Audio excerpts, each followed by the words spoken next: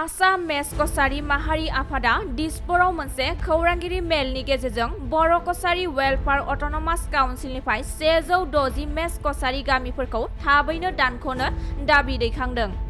आसाम मेस कछारी माहारि आफादनि आफादगिरि चन्दन मेस आरो गाहाय नेहाथारि कमल मेस बिथांमोना फोरमायनाय बायदिब्ला रायजोनि गुबुन गुबुन ओनसोलाव गोसारनानै थानाय गोबां मेस कछारी गामिफोरखौबो BKWACनि काउन्सिलाव सोनाय देखायदों।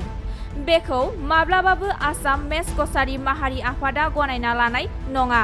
मानोना गोलाव समनिफ्रायनो आसाम मेस कछारी माहारियारि आफादा मेस कछारीफोरनि थाखाय आलादायै अट'नमास काउन्सिल दाबि दैखांबोबाय थानाय जादों आरो बे आयदानि सायाव सरकारजों सावरायबाय थानाय जादों होननानै फोरमायदों।